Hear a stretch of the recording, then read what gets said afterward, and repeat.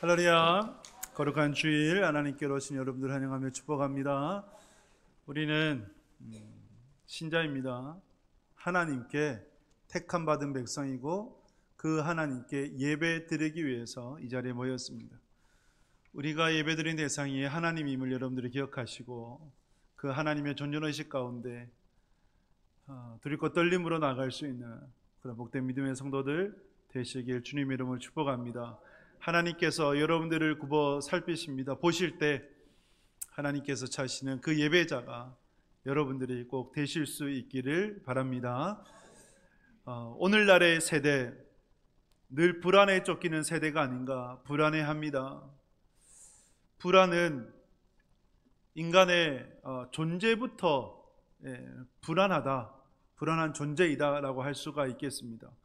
아담과 하와의 불순종으로 인하여서 에덴 동산에서 쫓겨난 그때 하나님을 떠났기 때문에, 하나님과 단절되었기 때문에 불안할 수밖에 없는 것이죠. 그래서 그때부터, 에덴 동산에서 쫓겨났을 때부터 인간은 불안한 삶을 살고 있습니다. 불안하기 때문에 무엇인가를 붙잡고 싶어 해요. 워커홀릭이라 얘기가 있습니다. 일 중독이죠. 왜 그토록 일을 열심히 하느냐? 불안하기 때문에 열심히 하는 거죠. 그런데 불안의 내면에는 뭐가 있냐면 열등감이 있어요. 지난날의 상처와 지난날의 아픔이 있는 것이죠. 그래서 우리는 무언가를 붙잡고 싶어 한다. 그래서 보험도 들고 저축도 하고 연금도 들고 때로는 부동산, 때로는 주식, 때로는 코인으로 우리의 불안함을 해소하려고 합니다. 그러나 그러한 것이 우리에게 있어서 진정한 안식, 평안을 주지는 못합니다. 그러한 세상의 물질들이 내가 붙잡고 있는 것이 그 또한 불안한 요소들 아니겠습니까? 그러면 여러분, 이 불안을 우리가 어떻게 이겨나갈 수 있을까라는 질문을 던지면서 오늘 말씀을 묵상했으면 좋겠어요. 오늘 본문 속에 불안을 마주하고 있는 우리와 동일한 모습의 한 사람을 보게 됩니다. 누구일까요? 사울이에요. 사울은 불안한 인생이었습니다. 왜 불안한가 할 때 그 안에 있는 상처와 열등감으로 인해서 불안함 속에 살아갔던 이라고 할 수 있죠. 그가 가졌던 상처나 열등감은 제가 지난 시간에 충분히 말씀을 드렸습니다. 사사기 19장 20장에 보면 베냐민 지파가 민족 내전을 통해서 멸족될 뻔했어요. 600명밖에 남지 않는 그 위기 속에서 겨우 길랏 야베스 족속의 여인들을 통해서 명백을 유지하게 되고 기업을 잇게 되는, 그래서 사울이 사무엘을 통해서 왕으로 세움을 받는다라고 했을 때 나는 가장 작은 자다, 가장 작은 지파다, 연약하다, 어떻게 내가 왕이 될 수 있냐, 이렇게 한 것은 겸손일 수 있지만 겸손보다는 열등감이고 상처라고 할 수 있어요. 실제로 베냐민 지파가 제일 작은 지파였고 제일 연약했거든요. 보잘것 없었거든요. 그러한 상처와 그러한 열등감에 쌓여 있었던 사울, 근데 하나님께서 그 사울을 택하셔서 이스라엘의 왕으로 세우고자 하셨습니다. 그것을 위해 먼저 비공식적으로 사무엘을 통해 사울에게 기름을 부어주셨어요. 10장 1절에서 이렇게 말씀을 합니다. 같이 읽습니다. 이에 사무엘이 기름병을 가져다가 사울의 머리에 붓고 입맞추며 이르되 여호와께서 내게 기름을 부으사 그의 기업의 지도자로 삼지 아니하셨느냐. 아멘. 비공식적인 행사였습니다. 사무엘을 통해서 사울의 머리에 기름을 부으면서 그의 기업의 지도자로 삼았다라고 말씀을 하시는 거죠. 그의 기업의 지도자, 기업은 누구일까요? 이스라엘이죠. 이스라엘 백성들이죠. 이스라엘 백성들의 지도자로 사울을 세우셨다라고 하는 상징으로 기름을 부으셨던 거죠. 그렇다면 왜 하나님께서 비공식적으로 이후에 제비뽑기를 통해서 세워질 때 머리에 기름을 부으면 되지 왜 지금 이렇게 먼저 기름을 붓느냐라고 할 때에 사울이 혼동하지 말라고, 그가 왕이 된 이유가 자기가 무엇을 가져서 자격이 있어서 잘나서가 아니라, 또 백성들이 세워진 것이 아니라 여호와 하나님께서 사울을 세우셨다는 것을 잊지 말라고 먼저 기름을 부어주신 거예요. 그리고 그 마음에 왕으로서의 어떤 역할을 할 수 있도록, 직분을 잘 수행할 수 있도록 준비하라고 이렇게 머리에 기름을 부어주셨던 거죠. 이러한 기름 부음을 통해서 사울을 세우게 됩니다. 그런데 한편을 생각해 보면 사울이 암나기들을 찾다가 사무엘을 만난 거잖아요. 물론 그 속에 하나님의 섭리가 있지만 사울이 사무엘을 만난다는 것은 전혀 생각지도 못했던 것입니다. 그런데 더 생각지도 못했던 것은 사무엘을 통해서 듣게 된 소식, 하나님께서 나를 왕으로 세우셨다라고 하는 것은 사울의 입장에서는 믿기지도 않고 인정할 수도 없고 도대체 나 같은 자가 어떻게 왕이 될 수 있겠느냐라는 생각을 갖도록 하는 것 아니겠습니까? 그래서 마치 벽에다 얘기하는 것처럼 사울이 벽처럼 느껴지지 않았을까? 한쪽 귀로 듣고 한쪽 귀로 흘리지 않았을까라는 생각을 하게 돼요. 그래서 여러분, 하나님께서 사울을 왕으로 세우셨다라는 것이 빈말이 아니라 하나님의 약속이고 하나님의 말씀의 선포라는 것, 확증을 주시고자 세 가지 예언을 주시게 됩니다. 이 세 가지 예언은 불안한 우리의 인생 가운데 붙들고 살아야 될 우리의 말씀이 되는 거죠. 여러분, 우리가 불안해요. 불안한데 그 불안함을 이겨나가기 위해서 우리가 무엇을 붙들며 무엇을 의지하며 나가야 될 것인가? 오늘 이 말씀 세 가지의 예언이라고 생각을 합니다. 저도 하나님 앞에 소원 기도를 통해서 하나님께서 이 세 가지를 응답해 주시면 제가 하나님의 자녀로서 또 목회자로서 하나님 순종하겠습니다라고 했을 때 하나님께서 그대로 응답해 주시더라고요. 근데 제 마음이 또 연약함이 있지 않습니까? 그러니 그 다음 날에 제가 저희 시골로 갔었거든요. 시골로 갔을 때 그때 교회를 지키고 있던 장로님을 만났어요. 그 장로님을 통해서 듣게 되었죠. 제가 어릴 적에 갓난아기 때 엄청 아팠다 그래요. 고열로 인해서 아파서 시골이니까 병원에 갈 수 없으니 저희 어머니가 목사님께 찾아와서 기도해달라 부탁을 했고 기도하면서 병이 나았대요. 그때 목사님이 하셨던 말씀이 이 아이는 커서 목회자가 돼야 됩니다 라고 그냥 선포하셨대요. 그 말씀 당연히 저희 어머니는 저한테 얘기 안 하셨죠. 근데 제가 하나님부터 목회자를 두고 기도했을 때 세 가지 응답을 받고 난 이후에 그 다음에 그 장로님을 만나도록 하신 거죠. 바로 그 다음 날이었어요. 장로님 만나도록 하셨어요. 그래서 저는 그 시간들을 통해서 하나님께서 나를 목회자로 부르시는 것이 이것이 하나님의 정확한 뜻이구나 라는 것을 확신할 수 있었고, 그 이후에 신대 오늘 가고 지금까지 걸어오면서 목회자의 길에 대한 의심, 내가 과연 이 길을 걸어가야 되겠는가라는 그러한 의심은, 그러한 어떤 회의는 갖지 않았습니다. 그래서 이러한 확증을 갖는 것은 대단히 중요하죠.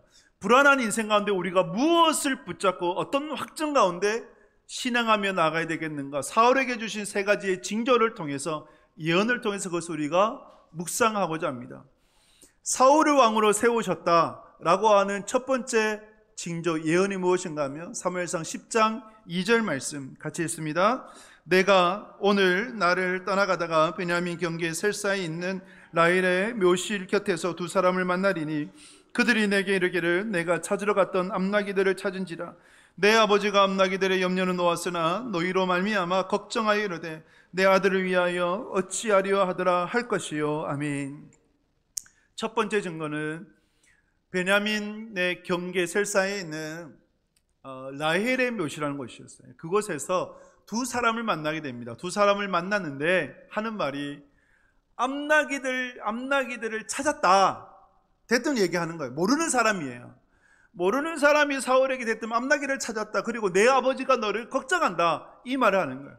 지금 사울의 마음에 있는 두 가지의 생각, 암나기들을 찾아야 되는데 라는 생각과, 그리고 아버지가 나를 걱정하실 텐데 이 마음을 갖고 있는데, 근데 그 마음 그대로 마치 자기의 마음을 훤히 들여다보듯 읽고 있듯 그대로 얘기하는 거예요. 그러면 여러분, 이런 사람 만나면 놀랍죠?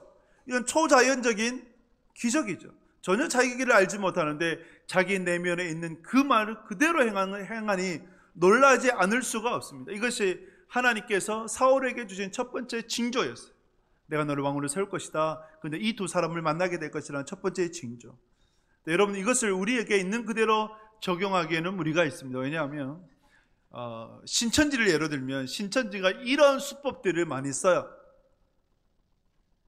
버스를 기다리고 있는데 어떤 사람, 모르는 사람이 다가와서 당신은 오늘 당신의 옷에 커피를 쏟는 사람을 조심하십시오 라고 얘기를 해요.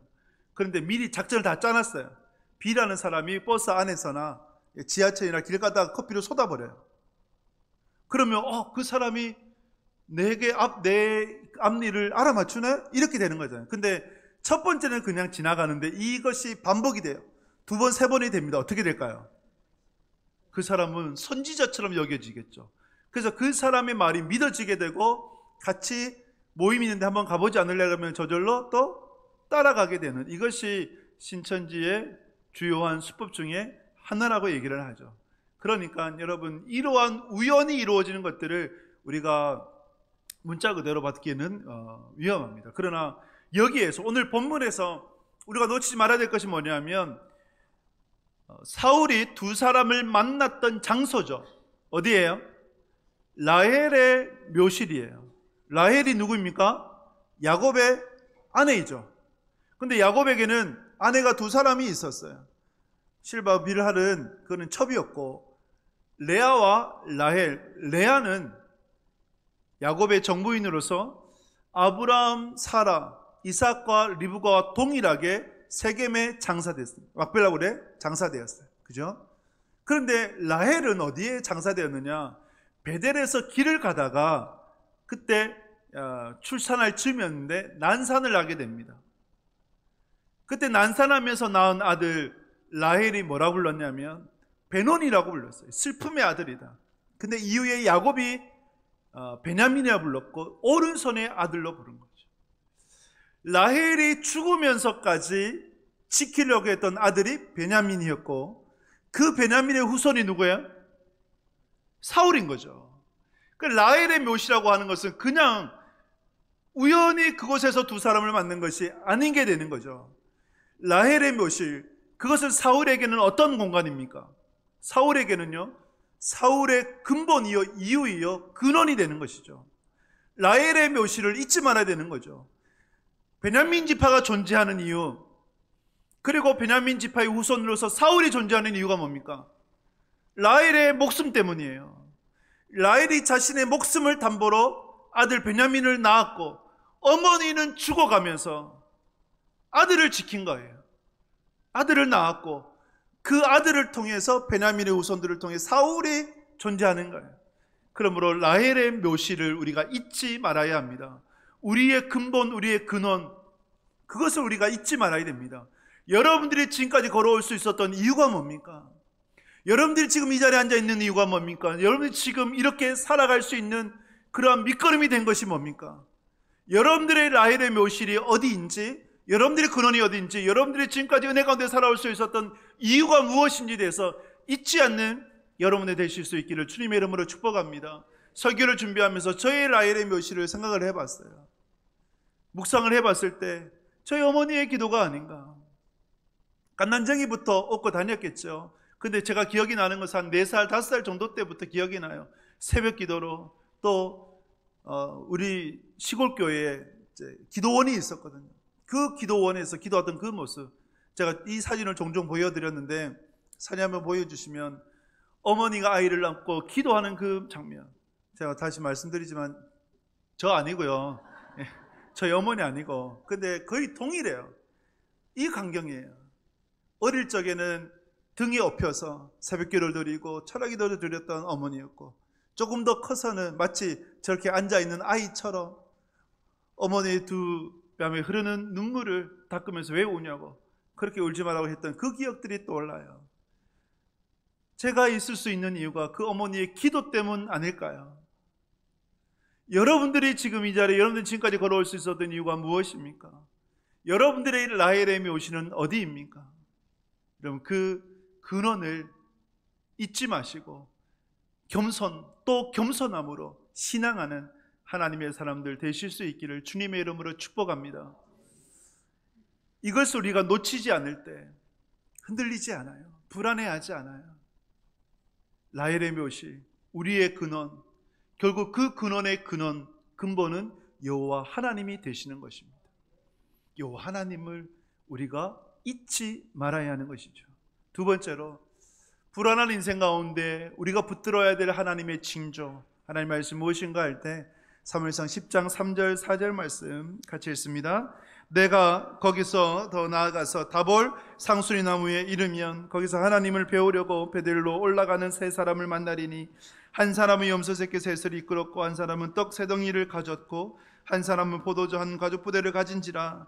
그들이 내게 문안하고 떡 두 덩어리를 주겠고 너는 그의 손에서 받으리라. 아멘. 라헬의 묘실에서 다볼 상수리 나무로 나아가 이제 세 사람을 만나게 됩니다. 그 세 사람은 베델에 하나님을 배우려고 나아갔던 그러한 사람들이에요. 베델에 하나님을 배우려고 나갔던 사람들, 베델이 어디입니까? 야곱이 형에게 쫓겨나 형 때문에 쫓겨갔을 때 돌베개 삼아서 잠들었던 그곳 하나님을 만났던 곳. 그래서 그 돌에 기름을 붓고 하나님의 집이라고 하며 벳엘이라고 부르면서 예배드렸던 그것이 바로 베델이었고 옛 이름은 루스가 되죠. 그 베델에 하나님을 예배하려고 올라갔던 세 사람을 만나게 됩니다. 그 세 사람, 한 사람은 염소 새끼 셋을 끌고 가고 한 사람은 떡 세 덩어리 들고 가고 한 사람은 포도주 한 가죽 부대를 들고 갑니다. 이때 이 세 사람이 사울에게 문안하면서 뭘 줘요? 떡 두 덩어리를 주게 돼요. 떡 두 덩어리의 의미가 뭘까요? 지금 이 세 사람은 무엇을 하려고 올라가고 있는 겁니까? 하나님을 배우려고, 다른 표현으로 예배 드리려고 올라가는 거예요. 그러면 이들이 준비한 떡 세 덩어리는 뭡니까? 하나님 앞에 올려드리는 예물이 되는 거죠. 성전으로 보면 진설병이 되는 거예요. 이 진설병은 제사장만 먹어요. 나중에 다윗도 진설병을 먹게 되는데, 그러면 이제 이 사울에게 줬다고 하는 것은 사울이 왕이 될 것이다라고 하는 증거로, 확증으로 이 세 사람이 주게 된 것이죠. 진설병을 받았다. 하나님께서 당신을 왕으로 세우셨다는 확증을 한 거죠. 또 한 가지 생각을 해보게 되면 지금 사무엘을 떠나서 집으로 가는데 집으로 돌아갈 양식은 준비되지 않았죠. 지금 사울의 머릿속에 무엇이 있냐면 암나기를 찾아야 되는데 라고 하는 강박관념이 있고 집착이 있고 그런 물질에 관한 집착이 있어요. 근데 그것을 하나님께서 암나기를 찾았다고 말씀을 해주시고 또 필요한 물질도 하나님께서 공급해 주신다. 그러면서 이 떡 두 덩이를 통해서 우리가 깨달아야 될 것은 우리의 집착을 하나님 앞에 내려놓아야 된다는 것이죠. 여러분들은 지금 2025년도 지금 마지막 달을 살고 있는데 2025년도 어떤 집착을 붙잡고 붙들고 살았습니까? 여러분들이 지금 놓지 못하고 있는 여러분들의 집착이 무엇입니까? 어떤 이는 물질일 수 있고 어떤 이는 건강일 수 있고 어떤 이는 자녀일 수도 있고 명예 권력일 수도 있고 세상의 것일 수 있어요. 그 집착을 여러분들이 내려놔야 여러분들은 진짜 평안이 있어요. 불안하니까 우리는 불안을 해소하기 위해서 무엇인가를 붙잡고 싶어 하거든요. 그런데 썩은 것을 붙잡으면 결국 나에게 해가 될 수밖에 없어요. 그래서 우리 안에 있는 집착을 내려놓을 때 진정한 평강이 찾아오는 것이죠. 집착을 어떻게 내려놓을까? 제가 유튜브에 한번 검색을 해봤어요. 집착 내려놓기 검색해보니까 대부분이 절에서 강의한 거더라고요.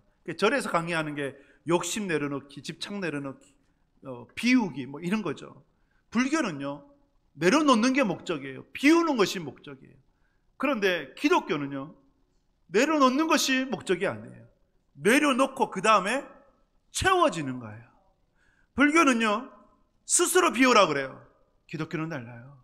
기독교는요, 스스로가 아니라 하나님의 은혜로 내려놓으며 하나님의 은혜로 채우라고 말씀하죠. 내게 능력 주신 자 안에서 내가 모든 것을 할 수 있다라고 고백을 합니다. 모든 것을 할 수 있다는 것은 가난할 수도 있고 부할 수도 있고 배부를 수도 있고 배고플 수도 있고 이 고백이에요. 그런데 여러분 이것이 쉽습니까? 불가능하지 않나요? 가난하다가 부자로 사는 것은 땡큐죠. 부자로 살다가 가난하게 살 수 있어요? 대부분의 사람들이 견디지 못할걸요. 그런데 바울은 어떠한 형편이든지 내가 살 수 있다. 내게 능력 주신 자에서 내가 모든 것을 할 수 있다. 누구 때문에요? 내게 능력 주신 자 안에서. 예수님 때문에 그것이 가능하다는 고백을 하는 거죠. 그래서 이것이 타 종교와 기독교가 다른 거예요. 타 종교는 스스로라고 얘기해요. 그러나 기독교는요, 하나님 때문에 만족하고 하나님 때문에 비울 수 있고 내려놓을 수 있고 하나님 때문에 채워지는 삶이 되는 것입니다. 여러분 이렇게 생각해 보세요. 왜 우리가 집착을 내려놓지 못하는가? 만약에 두 손이 있다. 내가 두 손을 꼭 붙드는 것이 있다. 근데 이 두 손을 꼭 붙드는 세상의 것을 내려놓고 하나님을 두 손을 꼭 붙들어요. 하나님을 온전히 붙든다면 여러분 세상의 것을 붙들 손이 있을까요? 없을까요? 없지요. 집착을 내려놓는 진정한 방법은 하나님을 단단히 붙잡는 것입니다. 할렐루야.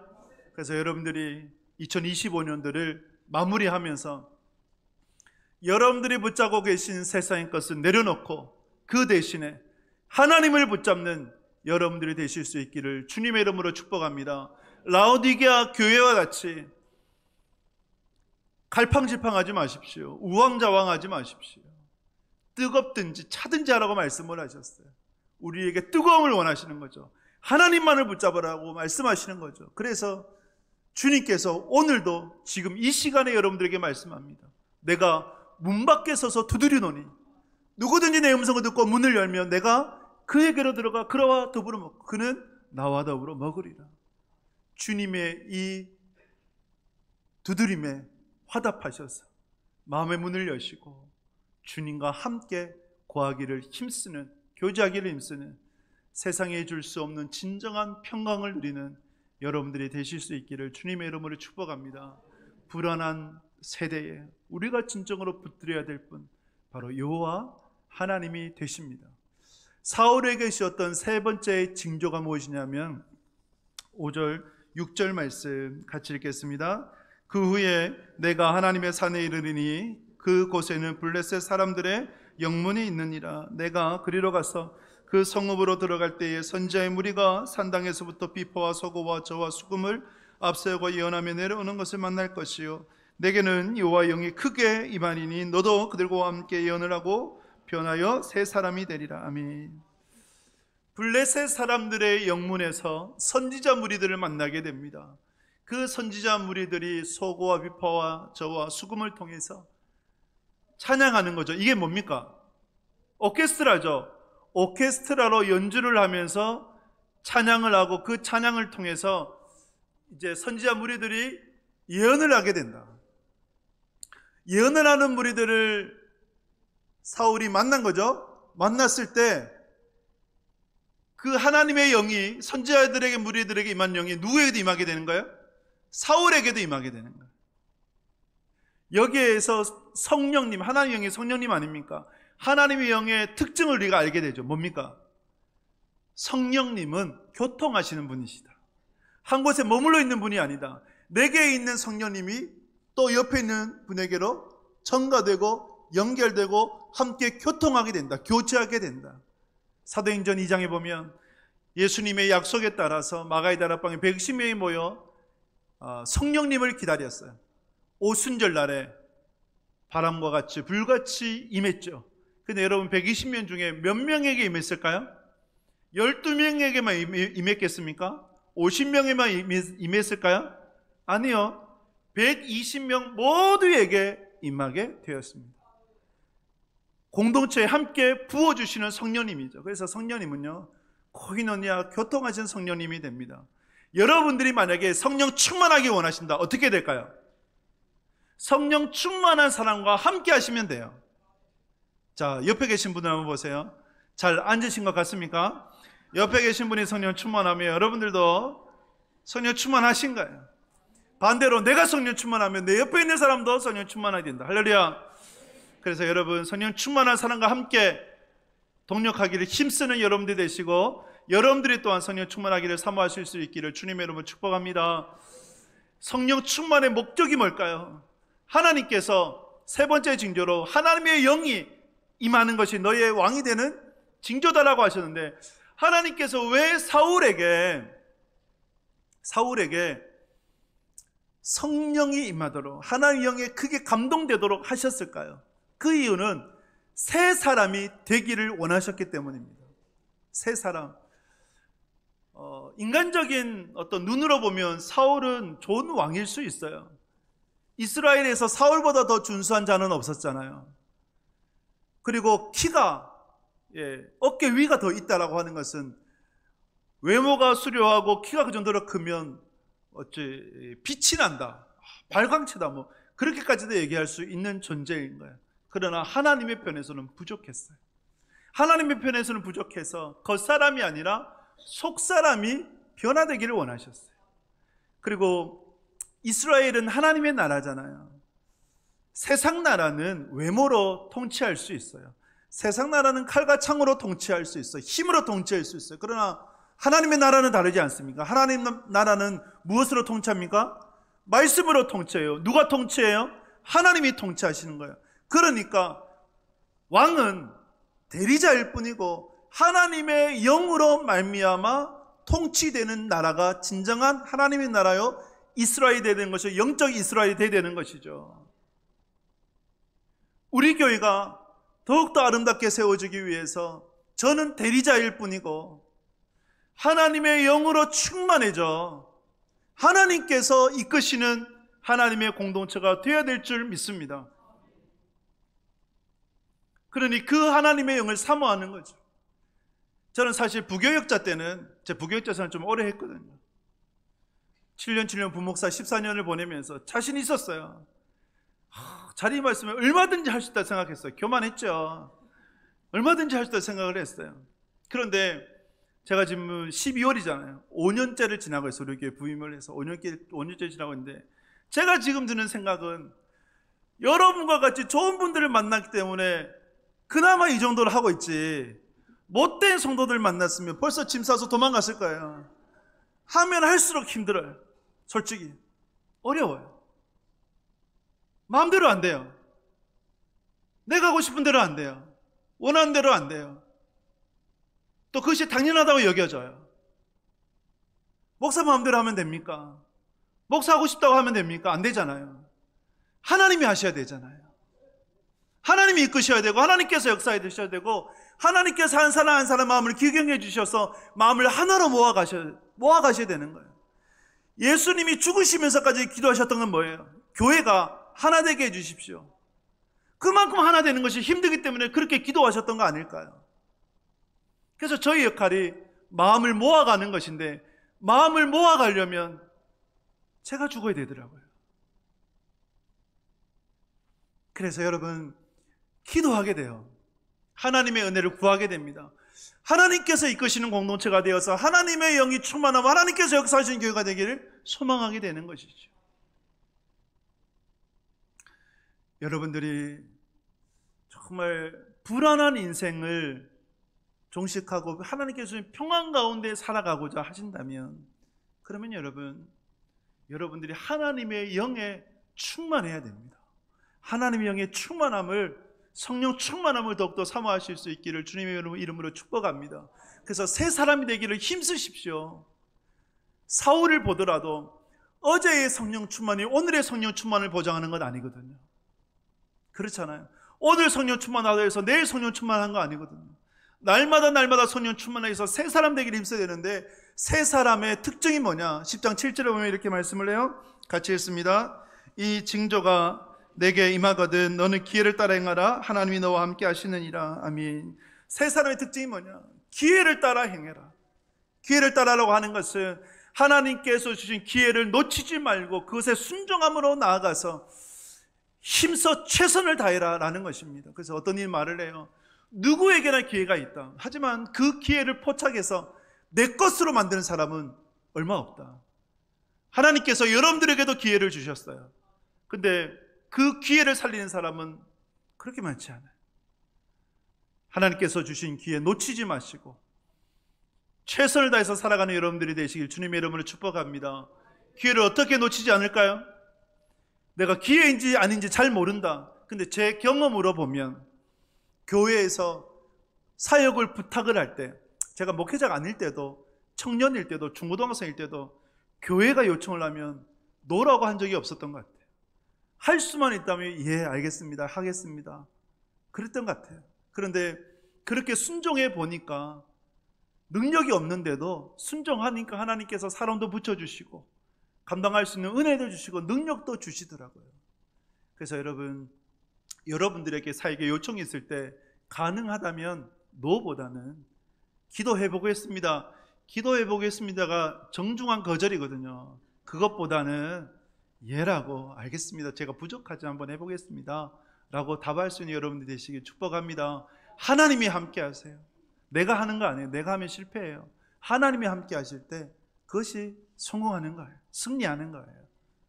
최선을 다해서 하나님과 함께 걸어가는 사람, 그것이 세 사람의 특징입니다. 두 번째, 세 사람의 특징이 뭐냐? 10장 10절 말씀.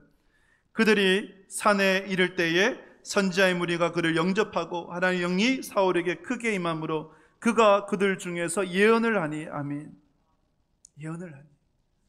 예언을 한다고 하는 것은 점쟁이처럼 앞에 이루어질 일들을 얘기한다, 그게 아니라 하나님의 말씀을 선포하는 거예요.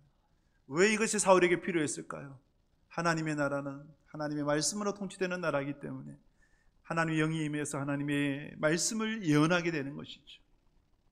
세 번째, 세 사람의 특징이 무엇인가 할 때 27절 말씀, 사무엘상 10장 27절 같이 읽습니다. 어떤 불량배는 이르되 이 사람이 어떻게 우리를 구원하겠느냐 하고 멸시하며 예물을 바치지 아니하였으나 그는 잠잠하였더라. 아멘. 어떤 불량배, 그것도 같은 고향이에요. 기브아 사람들이에요. 그 사람들이 사울을 왕으로 인정하지 않았어요. 왜? 예물을 드리지 않았어요. 근데 사울이 새 사람이 됐거든요. 감정적으로 행하지 않아요. 함께 싸우지 않아요. 참아요. 기다려요. 성령 충만한 사람은 감정적으로 행하지 않습니다. 참습니다. 기다립니다. 이것이 성령의 열매가 되는 것이죠. 그래서 여러분들이 하나님의 영으로 충만함을 받아 가정에서도 교회에서도 세상에서도 감정적으로 행하지 않기를 축복합니다. 기다릴 수 있기를 바라요. 하나님의 때, 하나님의 식과 법을 따라서 행할 수 있는 여러분들이 꼭 되실 수 있기를 주님의 이름으로 축복합니다.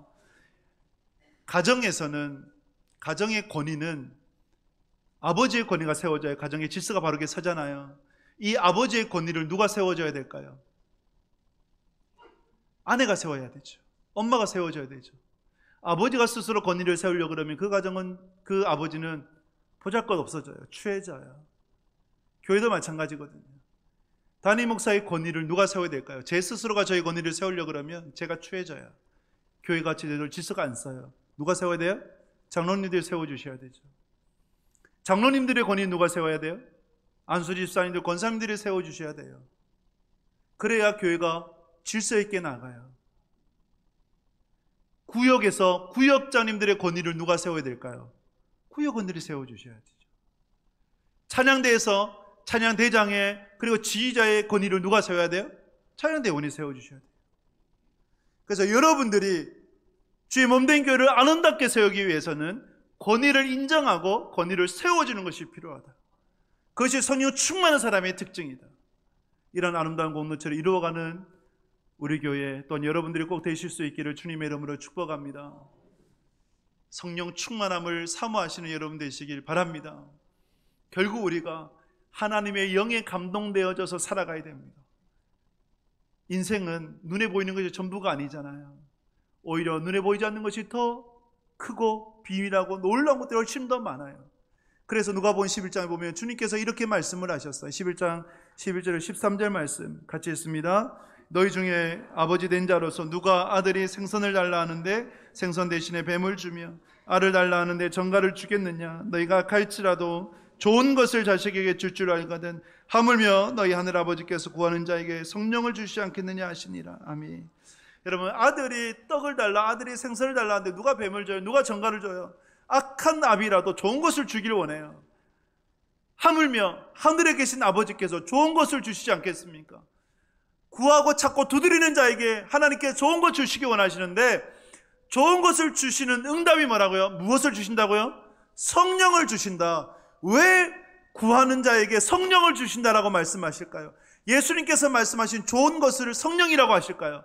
우리에게 가장 필요한 것이, 가장 좋은 것이 뭐라고요? 성령님이기 때문에 그래요. 그래서 성령을 주신다. 그러면 우리가 진정으로 사모해야 될 것이 바로 성령님이 되는 것입니다. 그 성령님의 충만함 사모하고 또 사모하는 여러분들이 되실 수 있기를 주님의 이름으로 축복합니다. 불안해요. 인간의 존재 자체가 불안합니다. 에덴 동산에서 쫓겨났을 때부터 불안하며 살아왔습니다. 그래서 집착을 하죠. 그래서 뭔가를 붙잡으려고 그러죠. 여러분들에게 이 불안함이 아닌, 불안을 넘어선 평안함이 충만하시길 주님의 이름을 축복합니다. 연말이 되면 불안함이 더 극대화되는 것 같아요. 진로를 두고도 불안해하고. 그러나 여러분, 이러한 때에 오늘 말씀을 부여잡고 하나님을 기억하실 수 있게 축복합니다. 여러분들의 라헬의 묘시를 기억해서 결국은 하나님을 기억하십시오. 집착을 내려놓고 집착을 붙잡았던 그 두 손으로 하나님을 붙잡을 수 있기를 축복합니다. 그리고 하나님 영의 충만함으로 말미암아 인도함을 받아 성령 충만한 삶을 살아가 하나님께서 주시는 그 놀라운 은혜 누리며 나아가는 복된 믿음의 사람들 되시길 주님의 이름으로 축복합니다.